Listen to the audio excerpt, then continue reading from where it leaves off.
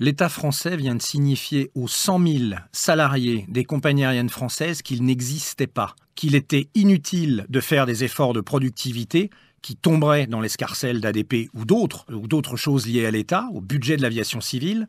Nous sommes la vache à lait dans ce pays. Très concrètement, on est tous scandalisés par cette décision parce qu'on a un homme politique, Bruno Le Roux, qui est le patron du groupe socialiste à l'Assemblée nationale, qui avait fait un boulot remarquable avec nous depuis un an pour alerter le gouvernement sur la situation des compagnies aériennes françaises. On est dans le premier pays touristique du monde, Frédéric Beniada. Ça veut dire que nos compagnies aériennes françaises devraient être des machines de guerre qui créent des emplois toutes les 5 minutes. On est à la rue de l'aérien mondial parce que notre gouvernement ne nous écoute pas. 80% des compagnies aériennes dans le monde aujourd'hui, 80% sont soutenues d'une manière directe ou indirecte par leur gouvernement parce que l'outil aérien est un outil essentiel au développement économique. Le gouvernement français, les compagnies aériennes, le gouvernement a prouvé avec cette décision qu'il se foutait de la situation et du sort des compagnies aériennes françaises. Bruno Le Roux, qui devait faire un séminaire extrêmement important sur la situation des compagnies françaises en septembre, l'a annulé.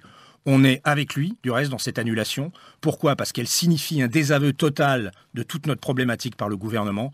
Et très clairement, on n'acceptera plus qu'un seul interlocuteur dans les temps à venir, c'est Bruno Le Roux. Ce n'est plus la peine de demander aux organisations syndicales patronales, même je pense aux partenaires sociaux qui vont s'associer à nous dans toute cette histoire, c'est plus la peine de nous demander de faire quoi que ce soit ou de participer à quoi que ce soit quand on prend des décisions comme ça. Cette décision, c'est la goutte qui a fait totalement déborder le vase des compagnies aériennes, de l'aérien français. C'est un terrible désaveu pour Bruno Le Roux. C'est un énorme désaveu, pas pour Bruno Le Roux, pour Bruno Le Roux et l'ensemble des compagnies aériennes françaises et tous les salariés de l'aérien français.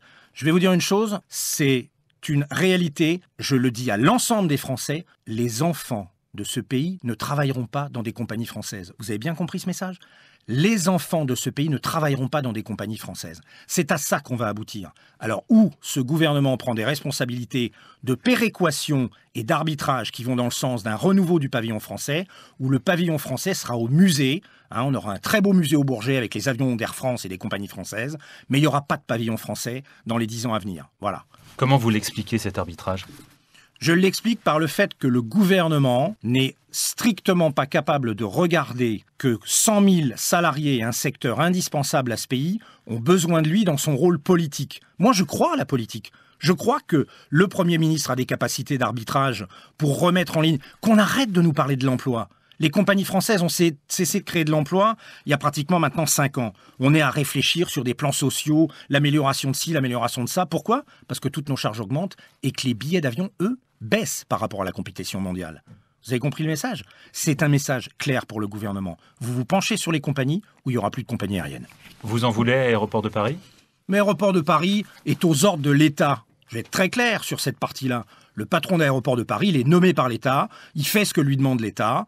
L'État pense qu'Aéroports de Paris a une valeur, mais bien sûr qu'Aéroports de Paris a une valeur. Je veux dire, j'incite même les Français à mettre leur argent dans l'Aéroport de Paris, pour une raison simple, elle est en situation de monopole par rapport à nos compagnies aériennes. Alors c'est très facile d'augmenter de 37% sur les 10 dernières années les charges et les redevances quand l'inflation est de 12%, pendant que les compagnies aériennes font à l'échelon mondial baisser de 2 à 3% sur les 10 dernières années le prix de l'aérien. Voilà, ça c'est la vérité.